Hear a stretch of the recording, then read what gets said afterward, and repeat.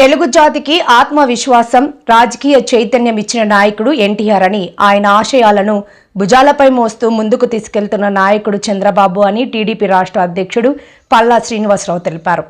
ఆదివారం టీడీపీ కేంద్ర కార్యాలయంలో నిర్వహించిన ఎన్టీఆర్ వర్ధంతి సభలో ఆయన మాట్లాడారు.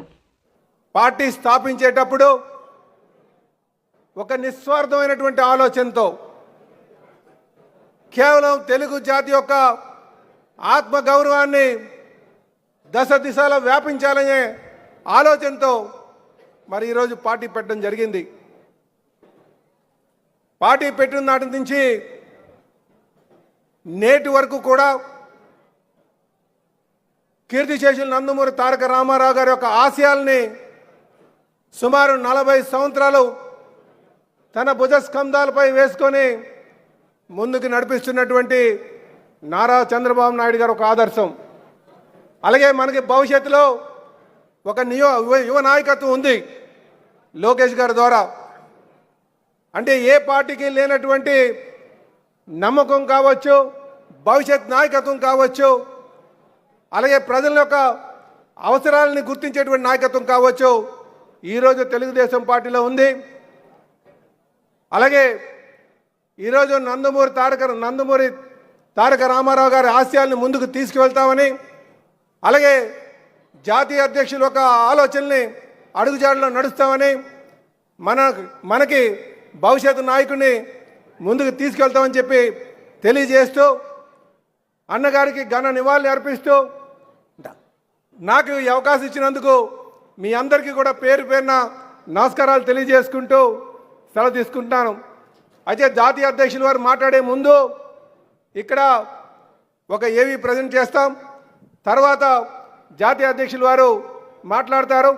ఇప్పటికే మీరు వేదిక మీద ఉన్నటువంటి నాయకుల యొక్క స్పీచెస్ అన్నీ కూడా విన్నారు కనుక ఈ ఏవి అయిన తర్వాత జాతీయ అధ్యక్షుల వారు మాట్లాడతారని చెప్పి తెలియజేస్తూ, మరొక మారు కీర్తిశేషులు నందమూరి తారక రామారావు గారి యొక్క ఆశయాల్ని ముందుకు తీసుకువెళ్తామని చెప్పి తెలియజేస్తూ, ఈరోజు బలం అంతా కూడా మనకు బలం కానీ బలహీనత కానీ మన నాయకులే అని చెప్పి ఈ సందర్భంగా విశాఖ జీవీఎంసీ 13వ వార్డులో ఘనంగా ఎన్టీఆర్ వర్ధంతి కార్యక్రమాలు.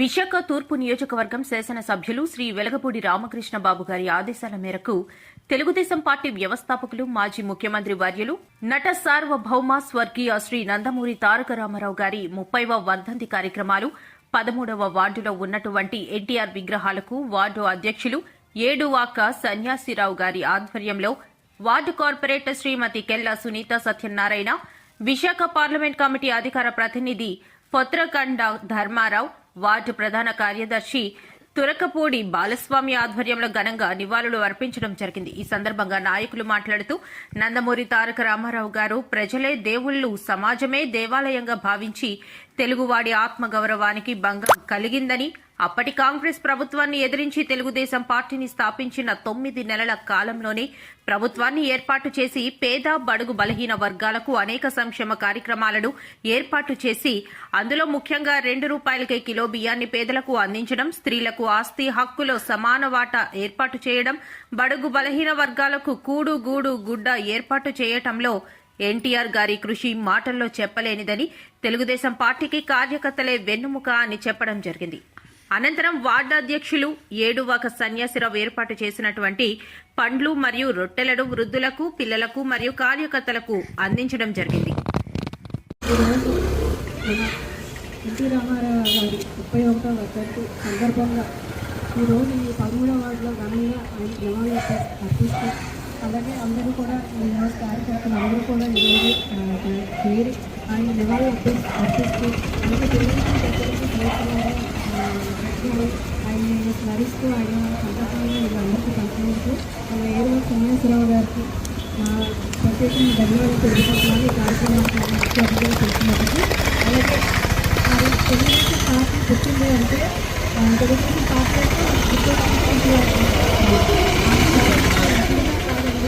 ఆయన చేసిన సేవలు కూడా ఈరోజు తెలుగుదేశం పార్టీ ఇంకా నిలబడింది. ఈరోజు ఇలా ఉన్నది అంటే తెలుగుదేశం పార్టీ ఇలా నిలబడింది, పార్టీ నిలబడింది, పుట్టింది అంటే ఎన్టీ రామారావు గారి వల్ల. ఆయన నటుడిగా కాదు, ఆయన చేసిన సేవలన్నీ కూడా ఈరోజు పార్టీ అందరూ కూడా ఆదేశం మేరకు సేవ చేస్తూ పార్టీని ముందుకు తీసుకెళ్లే విధంగా మేము అందరం ఖచ్చితంగా పనిచేస్తామని CPM Jagadamba zone secretary M Subbarao, CPM senior నాయకుడు వై రాజు, కమిటీ సభ్యుడు కె చంద్రశేఖర్ నేతృత్వంలో స్ప్రింగ్ రోడ్ జంక్షన్ పూర్ణ మార్కెట్ వద్ద ధర్నా నిర్వహించారు. ఈ ధర్నాలో వారు పాత మహాత్మా గాంధీ జాతీయ గ్రామీణ ఉపాధి హామీ చట్టంను భర్తీ చేస్తూ ప్రవేశపెట్టిన విబిజిఆర్ఎంజీ బిల్లును తీవ్రంగా వ్యతిరేకించారు. చంద్రశేఖరం జగదాంబ జోన్ సిపిఎం నాయకుడిని. ఈరోజు ఉపాధి హామీ పథకాన్ని నిర్వీర్యం చేస్తూ కేంద్ర ప్రభుత్వం చట్టం చేస్తే ఆ చట్టాన్ని నిస్సిగ్గుగా చంద్రబాబు నాయుడు, పవన్ కళ్యాణ్ స్వాగతించడం అత్యంత హేయమైన చర్య. ఈరోజు రాష్ట్రంలో ఇప్పటికే నిధులు లేవని కేంద్ర ప్రభుత్వం కూడా దేహి అంటున్న చంద్రబాబు నాయుడు ఉపాధి హామీ పథకాన్ని 40% నిధులు సెంట్రల్ గవర్నమెంట్ పెట్టమంటే ఏ విధంగా పెడతారో ఆలోచించారు. ఈరోజు రెండు ప్రభుత్వాలు కూడాను, కేంద్రంలో మోడీ, రాష్ట్రంలో చంద్రబాబు నాయుడు, పవన్ కళ్యాణ్ కూడాను ఉపాధి హామీ చట్టాన్ని నిర్వీర్యం చేసేందుకు కంకణం కట్టుకున్నారు.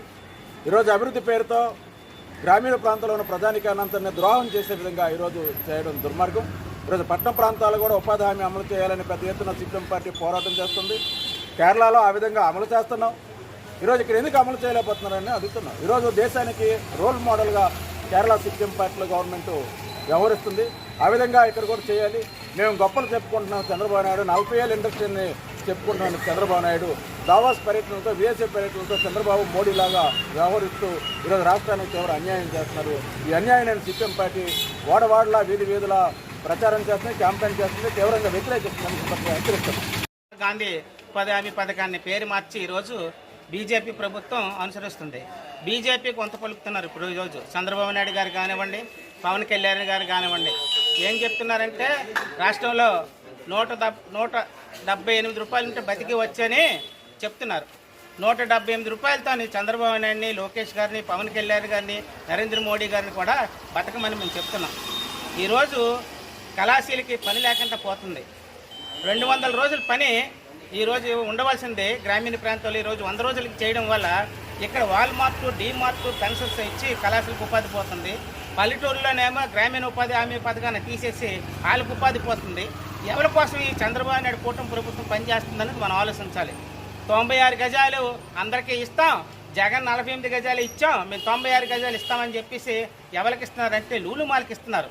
ఇక్కడ కళాశాలు అద్దెలు కట్టుకోలేక చాలా ఇబ్బంది పడుతున్నారు. 5,000, 6,000 కట్టుకోలేక చాలని ఆదాయంతో ఈరోజు కళాశాలలు బతుకుతున్నారు. వాళ్ళకి రావాల్సింది కూడా బెనిఫిట్స్ లేవు. చంద్రబాబు నాయుడు గారు ఏం చెప్పారు, 10 లక్షల ఇన్సూరెన్స్ చేయిస్తాను మీ కళాశాలందరికీ అని చెప్పేసి విజయవాడలో బహిరంగ నా గుంటూరులోని చెప్పాడు. ఈరోజు ఆ 10,000 రూపాయలు 10 లక్షలు ఏమైందండి? అసలు కళాశాలకి వాల్మార్ట్, డీమార్ట్ పెట్టి పనిపోతే వాళ్ళు కాదుకుంటామని చెప్పారు.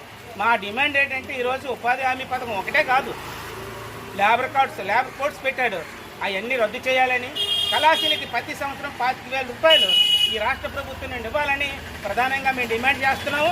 ఖచ్చితంగా గ్రామీణ ఉపాధి హామీ పథకాన్ని అమలు చేయాలి. లేకపోతే చంద్రబాబు నాయుడు కూటమి ప్రభుత్వం ఏదైతే చెప్పి మాయ మాటలు చెప్పి వచ్చిందో ఆ మాయ మాటలకు ప్రజలందరూ కూడా వ్యతిరేకిస్తారు, ఖచ్చితంగా తిప్పికొడతారు. ప్రజలు ఆలోచిస్తున్నారు. జగన్ పై మంత్రి సవిత ఫైర్. ఆ ఆత్మహత్యలకు నువ్వే పరోక్షంగా కారణం. తుని, పల్నాడు ఘటనల వెనుక వైసీపీ గూండాలు రప్పారప్ప అని జగన్ అంటుంటే రెచ్చిపోతున్న వైసీపీ బ్యాచ్ పండగ పూట రాష్ట్రంలో దాడులు, అలజడులు, అధికారం కోసం జగన్ హత్య, శవ రాజకీయాలు, దాడులకు, దౌర్జన్యాలకు తెగబడితే ఉక్కు పాదంతో అణిచివేస్తాం మంత్రి సవిత. మరి పల్నాడు జిల్లాలో నిన్నటి రోజు జరిగిన 2 వ్యక్తుల మధ్య గొడవ మనందరికీ తెలుసు. మరి జగన్మోహన్ రెడ్డి గారు అప్పుడే శవ రాజకీయాలు మొదలుపెట్టారు. గతంలో కూడా మనం చూసాం జగన్మోహన్ రెడ్డి గారి శవ రాజకీయాల గురించి. తండ్రి చనిపోతే ఎవరైనా బాధపడతారు, కానీ జగన్మోహన్ రెడ్డి గారు అప్పుడు కూడా సంతకాలు పెట్టించుకోవడం, కుర్చీ కోసం సంతకాలు పెట్టించుకోవడం చూసాం. మరి 2019 ఎన్నికల్లో బాబాయిని అతి దారుణంగా రపరపా అని గొడ్డలతో నరికి శవ రాజకీయాలు మొదలుపెట్టారు. మరి అంతేకాకుండా జగన్మోహన్ రెడ్డి గారికి మామూలుగానే 5 సంవత్సరాలు ముఖ్యమంత్రిగా ఉన్నప్పుడు జగన్మోహన్ రెడ్డి గారికి ఎన్ని హత్యలు జరిగినా, ఎంతమంది దళితులు చనిపోయారు, ఎంతమంది దళితులను హతమార్చారు, బీసీలు ఏ విధంగా అక్రమ కేసులు పెట్టారు, బీసీ బిడ్డలపై ఏ విధంగా పెట్రోల్ పోసి అంటించారు. అమర్నాథ్ గౌడ్ గారు కావచ్చు, తోట చంద్రయ్య కావచ్చు, మరి అదేవిధంగా వాళ్ళ ఎమ్మెల్సీ వాళ్ళ దళిత డ్రైవర్ని దళిత బిడ్డను చంపి డోర్ డెలివరీ చేసినప్పుడు జగన్మోహన్ రెడ్డి గారికి కనిపించలా. ఇప్పుడు ప్రతిపక్షంలో వచ్చిన తర్వాత 11 సీట్లకు పరిమితమైన తర్వాత దళితులపైన ప్రేమ, బడుగు బడిహీన వర్గాలపైన ఎక్కడలేని ప్రేమ జగన్మోహన్ రెడ్డి గారికి కనిపిస్తుంది. ఇది వారిద్దరి మధ్య పల్నాడులో జరిగిన ఇష్యూము, వాళ్ళిద్దరి మధ్య జరిగిన ఇష్యూ మీద దీన్ని కూడా కూటమి ప్రభుత్వమే చేయించింది. పల్నాడు జిల్లాలో గత 5 సంవత్సరాలు అంటే జగన్మోహన్ రెడ్డి గారు ముఖ్యమంత్రిగా ఉన్నప్పుడు పల్నాడు జిల్లాలో ఏ విధంగా హత్యలు జరిగాయి, ఏ విధంగా దౌర్జన్యాలు జరిగాయి, ఏ విధంగా దోచుకున్నారో ప్రజలందరికీ తెలుసు. పల్నాడు జిల్లాలో ప్రతి ఒక్కరికి తెలుసు. మరి జగన్మోహన్ రెడ్డి గారు మాట్లాడడం ఏంటి? జగన్మోహన్ రెడ్డి గారు పరామర్శించినప్పుడు, మొన్నటి రోజున పరామర్శించడానికి వెళ్ళినప్పుడు వాళ్ళ దళిత కార్యకర్త చనిపోతే కూడా జగన్మోహన్ రెడ్డి గారు పరామర్శించలేదు. జగన్మోహన్ రెడ్డి దాని గురించి మాట్లాడు. కూటమి ప్రభుత్వంపై విషం చల్లాలని చూస్తారే తప్ప జగన్మోహన్ రెడ్డి గారికి బాధ్యత ఏమైనా ఉంటే గత 5 సంవత్సరాల్లో డాక్టర్ సుధాకర్ దళితుడు మాస్క్ అడిగినందుకు ఏ విధంగా ఇబ్బంది పెట్టారో మనం చూసాం. అదేవిధంగా మరి ఏది ప్రశ్నించినా, దళితులు ప్రశ్నించినా, బీసీలు ప్రశ్నించినా ఏ విధంగా అక్రమ కేసులు పెట్టి ఏ విధంగా భయభ్రాంతులు చేశారో మనం చూసాం. ఈరోజు జగన్మోహన్ రెడ్డి గారు దళితుల గురించి, బడుగు బడిగిన వర్గాల గురించి మాట్లాడారే. ఇతరుల క్రెడిట్ దొంగలించడమే జగన్ కు ఉన్న ఏకైక క్రెడిట్ అని మంత్రి ఎన్ఎండి ఫారూక్ అన్నారు. ఈ మేరకు ఆయన మీడియాతో మాట్లాడారు. Land, sand, wine, mine, drugs, గంజాయి మాఫియాలే వైసీపీ వాళ్ళ క్రెడిట్ అని మంత్రి తెలిపారు. ఆయన క్రెడిట్ ఏమి మనకు నంద్యాల మనం చూసాం. కడప జిల్లాలో ఆయన సొంత జిల్లా, ఆయన ముఖ్యమంత్రి. అక్కడ ఆయన మైనార్టీలకు చంద్రబాబు నాయుడు గారు ఉన్నప్పుడు 25 కోట్ల రూపాయలు కేటాయించి అక్కడ కడపలో మనకు హజ్ హౌస్ ఏర్పాటు చేయడం జరిగింది. ఆ హజ్ హౌస్కు ఇంకా 10 కోట్లు 12 కోట్లు ఇస్తే కంప్లీట్ అవుతుంది. ఆయన ముఖ్యమంత్రి సొంత జిల్లా, సొంత ప్రాంతంలో దానికి మిగతా ఇచ్చే కావాల్సిన డబ్బులు ఇవ్వకుండా దాన్ని శిథిలావస్థలో పారేసినాడు. అది ఆయన క్రెడిట్. అది సొంత జిల్లా చెప్తాడు ఆయన. రాయచోటిలో ఇందాక వచ్చే పటిషన్లు ఉన్నారు రేణు రవి గారు. రాయచోటిలో షాదీఖానా కావాలా, షాదీఖానా శిథిలావస్థలో అయిందని. రాయచోటిలో షాదీఖానా కూడా చంద్రబాబు నాయుడు గారు ఉన్నప్పుడు నేనే స్వయంగా పోయి ప్రారంభోత్సవం చేశాను, నేనే డబ్బులు అలొకేట్ చేశాను. అది ఇప్పుడు శిథిలావస్థలో ఉంది. ఇప్పుడు ఏం చేసినట్టు క్రెడిట్ ఇవ్వాలి నాకు? ఏం మనం ఏ రకంగా ఈయనకి ఇవ్వాలా? ఏం నోబెల్ ప్రైజ్ ఇవ్వాలా ఈయనకు? ఘనకార్యాలు చేసినాడని చెప్పి ఏం ఘనకార్యం చేసినాడా? రాయలసీమకి నీళ్ళు ఏమని తెచ్చినాడా? అసలు ఏం పని చేసినాడు? అన్నీ దుర్మార్గమైన చర్యలు. రావడం రాత్రికి ప్రజావేదికను కూల్చేసినాడు. అతని క్యారెక్టర్ ఏ రకంగా ఉంటుందో మనం ఆలోచించుకోవాల్సిన అవసరం ఉంది. కాబట్టి ఈరోజు క్రెడిట్ రాష్ట్రం 5 ఏళ్ళు పరిపాలన చేశారు. అండర్వేర్ కూడా పారిపోయేలా చేశావు. కాబట్టి ముఖ్యమంత్రిగా ఆయనకు కనీస బాధ్యతలు ఉన్నాయండి. రాయలసీమకు నీళ్లు మళ్లించాలని చెప్పి ఒక ఆలోచన వచ్చిందే. రాయలసీమ ప్రాంతంలో కుప్పం వరకు నీళ్ళు తీసుకుపోయినారంటే చంద్రబాబు ఘనత. ఈరోజు హంద్రీనీవా ప్రాజెక్టుకు 50 పైసలు కేటాయించాలి ఆయన. హంద్రీనీవా ప్రాజెక్టుకు మధ్యలో నిలబడిపోతే 5 ఏళ్ళు ఒక్క పని చేయలే. చంద్రబాబు గారు నడిచిన తర్వాత మళ్ళీ ఈరోజు నీరు ఎంతవరకు తీసుకుపోయినారు? కుప్పం వరకు నీళ్ళు పోయినాయి. అది ఎవరి క్రెడిట్? ఈయన క్రెడిట్ ఈయనకి ఇవ్వాలన్నా చంద్రబాబు గారికి ఇవ్వాలన్నా? ప్రజలు ఎవరికి క్రెడిట్ ఇస్తారు? ఆయన క్రెడిట్ ఇవ్వాలా? పని మనం చేసి ఆయన క్రెడిట్ ఇవ్వాలా? ఇది ఎక్కడేదండి? ఇది నాకు అర్థం కాలే. నేను ఏం చేసినాడని చెప్పి ప్రజలకు 5 ఏళ్ల కాలంలో నాణ్యతలండి మద్యం సరఫరా చేసి ఎంతమంది ప్రాణాలు తీసినాడు? ఎంతమంది సిరోసిస్ వచ్చి చచ్చిపోయినారు? సొంతంగా మా ఊళ్ళో నంద్యాలలో ఒక ఫ్యాక్టరీ ఉంది. ఆ ఫ్యాక్టరీ తయారు చేసి ఆ ఫ్యాక్టరీ నుంచే మీరు సరఫరా చేశారు. నేను 2-3 సార్లు రైడ్ చేశాం దానికి. అయ్యా మద్యం ఎక్సైజ్ డ్యూటీ కూడా కట్టకుండా బయటికి తీసుకొస్తున్నారు, పచ్చి సరుకు వద్దు చనిపోతారు జనం అని ప్రొటెక్ట్ చేశాం. గవర్నమెంట్ హాస్పిటల్ స్టాటిస్టిక్స్ తీసాం, ఎంతమంది చనిపోయినారో స్టాటిస్టిక్స్ కూడా మన పార్టీకి పంపించాం మేము. డీజీపీ వైఖరికి నిరసనగా వైసీపీ నేతలు ఆందోళనకు దిగారు. సల్మాన్ హత్యపై ఫిర్యాదు చేసినందుకు డీజీపీ ఆఫీస్కి వెళ్లిన వైసీపీ నేతలు ఆయన అపాయింట్మెంట్ కు కోరగా ఆయన నిరాకరించారు. దీంతో వైసీపీ నేతలు నిరసన వ్యక్తం చేశారు. అనంతరం మీడియాతో మాట్లాడారు. ఎవరి మీద ఇచ్చారో వాళ్ళ మీద కేసు లేదు. తరువాత ఇతను చనిపోయాడని తెలిసిన తర్వాత 2 కేసులు కట్టి కేసును ఆల్టర్నేటివ్ చేస్తారు. అది కూడా మధ్యలో రాజీలు చేశారు పోలీసు వారే. అంటే ఎవరి ప్రమేయంతో చేశారని అడుగుతా ఉన్నాం. ప్రభుత్వం ఒక పక్కా ప్లాన్ ప్రకారం మా ప్రీతం నాయకుడి యొక్క ఆలోచన ప్రకారం జగన్మోహన్ రెడ్డి గారు ఈ ఖననం జరగకపోతే నేనే వచ్చి ఖననం చేస్తానని చెప్పటం, ఈ హత్య రాజకీయ హత్యలు చెప్పటం, ఈ హత్యలకు ఆగవారు అడగటం, ఈ హత్య జరిగిన కుటుంబాన్ని మేము ఆదుకుంటారని చెప్పటం, ఇవన్నీ ప్రజలు కళ్ళు లేని కబోజలను అడుగుతా ఉన్నాం. చివరికి మందాసాన్ మన కళ్ళమైపోయాడు. ఆయన కుటుంబాన్ని ఆదుకోవాలని ఆ కుటుంబానికి ఆదరవు పోయింది. ఆ కుటుంబానికి ₹1 కోటి పైగా ఎక్స్‌గ్రేషియా ఇచ్చినా ఆ కుటుంబం ఏమి తేరుకోదు. 5 ఎకరాలు భూమి ఇచ్చినా ఆ కుటుంబం తేరుకోవటానికి ఆస్కారం లేదు. రీప్లేస్మెంట్ ఎవరిస్తారు, ఎవరిది బాధ్యతలు అడుగుతా ఉన్నాం. ఈ విషయాన్ని ప్రభుత్వంలో ఉన్నటువంటి పోలీస్ అధికారి పెద్ద అధికారి దగ్గరికి మేము వస్తే, మేము నిన్న మా ఎమ్మెల్యే మందా సాల్మన్ అనే దళితుడిని ఈ ప్రభుత్వం కక్షగట్టి హత్య చేయించింది, ఆ కుటుంబాన్ని ఆదుకోవాలా, చట్ట ప్రకారం చర్యలు తీసుకోవాలని అడిగితే వస్తే మమ్మల్ని లోనికి వెళ్ళిరా. చివరికి వెళ్ళి ఏడీజీ గారికి కాగితం ఇవ్వటానికి అవకాశం కల్పించారు. దానికి కారణం పత్రికలు చూశారు ఎంతసేపు ఏం జరిగిందో. మేమేమే గొడవ చేయటానికో, మేము ఈ రాష్ట్రంలో మీ ప్రభుత్వం వచ్చినాక దాడులు అఘాయిత్యాలు అమానుషాలు జరుగుతూ ఉన్నాయి, కోకొల్లలుగా జరుగుతూ ఉన్నాయి. నిన్నగాక మొన్న విధాలుగా అతనికి రావాల్సింది చేసి పెట్టింది ఆ రోజు ప్రభుత్వం. మరి ఈరోజు వీళ్ళు చేస్తారో చెయ్యరనే మాకు తెలుసు. అందుకే హైకోర్టులో అయిపోతున్నాం. ఖచ్చితంగా అతనికి ఈ హక్కులన్నీ వచ్చే వరకు మా పోరాటం ఆగదని తెలియచేస్తున్నాం.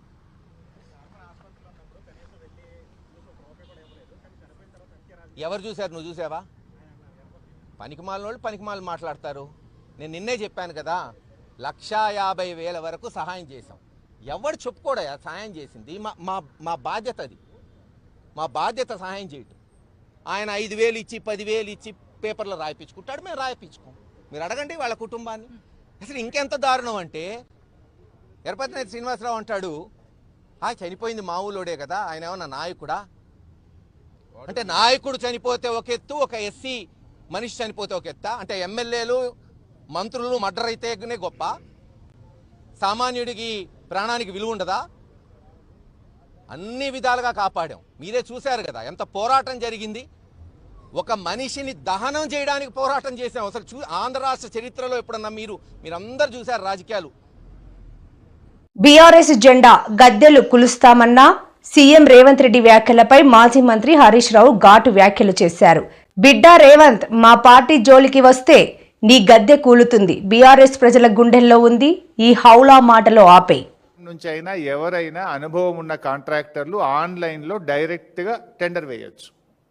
సైట్ విజిట్ సర్టిఫికేట్ అంటే కాంట్రాక్టర్ సైటుకు పోయి చూసి ఆ సింగరేణి నుంచి సైట్ మేము విజిట్ చేసినామనే సర్టిఫికేట్ తీసుకోవాలి. దాంతో ఏమైపోతుంది, ఏ కాంట్రాక్టర్ టెండర్ వేస్తున్నాడో ముందే వీళ్ళకి తెలిసిపోయి వాళ్ళను భయభ్రాంతులకు గురి చేసి వాళ్ళను నయాన్నో భయాన్నో ఒప్పించో మెప్పించో బెదిరించో వాళ్ళను టెండర్ వేయకుండా చేయడం, టెండర్ వేస్తే వీళ్ళకి అనుకూలంగా టెండర్ వేసే విధానం. అంటే సైట్ విజిట్ సర్టిఫికేట్ ద్వారా ఎవరు టెండర్లు వేస్తున్నారో ముందుగానే తెలిసే ఒక గ్యాంగు రేవంత్ రెడ్డి ప్రభుత్వం తరఫున ఒక ఏజెంట్ని పెట్టినారు. ఆ ఏజెంటు ఎవరు టెండర్ వేస్తున్నారో తెలిసి మొత్తం రింగు చేసి +7 +10% టెండర్లు వేస్తున్నారు. గతంలో సైట్ విజిట్ సర్టిఫికేట్ లేనప్పుడు ఏమవుతుండే, ఈ దేశంలో ఎవరైనా ఎక్కడి నుంచి అయినా డైరెక్ట్గా టెండర్ వేసే అవకాశం ఉండేది.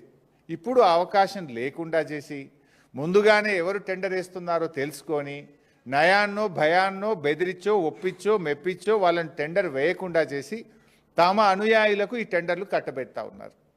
అందుకే ఈ సైట్ విజిట్ సర్టిఫికేట్ వచ్చిన తర్వాత సింగరేణిలో జరిగిన వేల కోట్ల రూపాయల టెండర్లు +7 నుంచి +10%కు వీరు కట్టబెట్టుకున్నారు, పర్సంటేజీలు కొల్లగొడుతున్నారు. అదే పద్ధతిలో ఈ 9 బ్లాక్ చేయబోతే ఏం జరిగింది, వాటాల పంచాయతీ వచ్చి ఇవాళ రోడ్డు మీద పడ్డటువంటి పరిస్థితి మనం చూస్తున్నాం. అయితే ఈ సైట్ విజిట్ సర్టిఫికేట్ మీద దేశవ్యాప్తంగా అనేక కంప్లైంట్స్ వచ్చినాయి. ఇది ఎక్కడిది, వెస్టర్న్ కోల్ ఫీల్డ్స్లో లేనిది, కోల్ ఇండియాలో లేనటువంటిది. కోల్ ఇండియా ఈజ్ మదర్ అన్నట్టు వీటన్నిటికీ. అక్కడ లేనటువంటి విధానం ఇక్కడ ఎందుకు పెడతా ఉన్నారు అని అనేక కంప్లైంట్స్ కూడా వచ్చినాయి. సరే, ఇది ఈ విధానం తెచ్చి ఈ రకంగా వీళ్ళు ఏ రకంగా కొల్లగొడుతున్నారో మనం స్పష్టంగా ఈరోజు నేను ఆధారాలు కూడా నా దగ్గర ఉన్నాయి, అన్ని ఆధారాలు కూడా బయట పెడతాను. ఇలా రెండవ కోణం ఉంది. రెండవ కోణం ఏంటంటే, గతంలో ఇదే సింగరేణిలో బీఆర్ఎస్ ప్రభుత్వ హయాంలో టెండర్లు జరిగి -10, -20 ఉన్న టెండర్లు కొన్ని ఉన్నాయి. అవి ఇప్పుడు రద్దు చేసి